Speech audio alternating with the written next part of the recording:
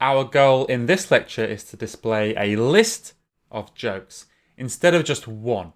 And to add some visual jazz into our application, we're going to start using the Twitter Bootstrap UI framework and specifically the card style for our joke component.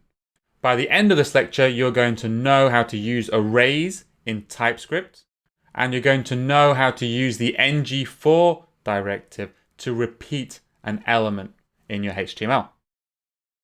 So I'm going to create a new component, and I'm going to call it the jokes list component. I'm going to annotate it with the component decorator. I'll give it a selector of joke list. And I'll leave the template blank for now. I'm going to add a property called jokes.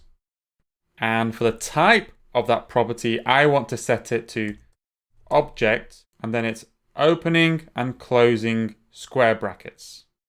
So I showed you in the previous lecture that the colon and then word syntax means we're giving the property a type.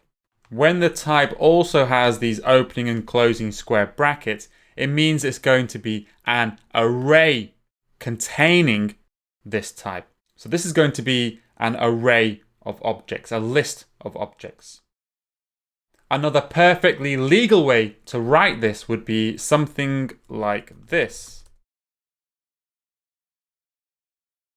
Array here is a generic type, and we can pass to array another type.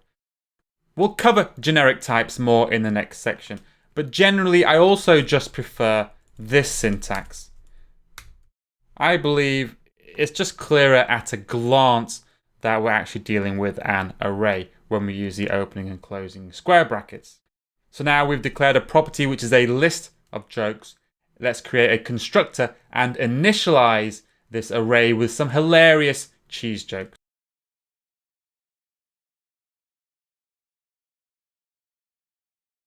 Okay, so that looks like our joke list component class set up. We've got the jokes property.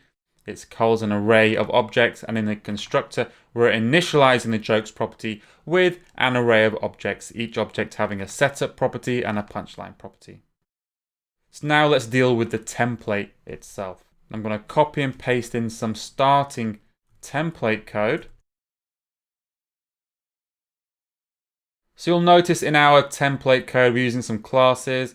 There's one called card, card block, card title, card text.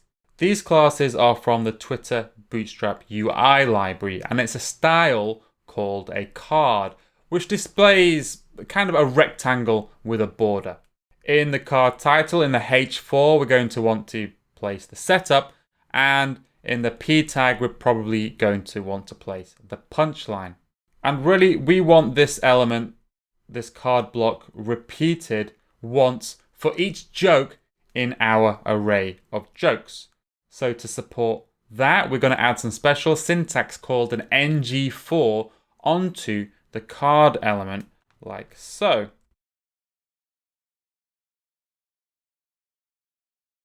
So this syntax here, this ng-for syntax, will create a new HTML element using the div element it's attached to as a template for every joke in the jokes array.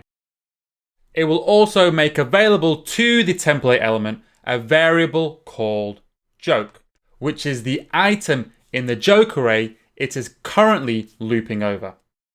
So the syntax for ng-for is let, and then you give a name for the thing that you want to call each item of, and then the array property on the component we want to loop over.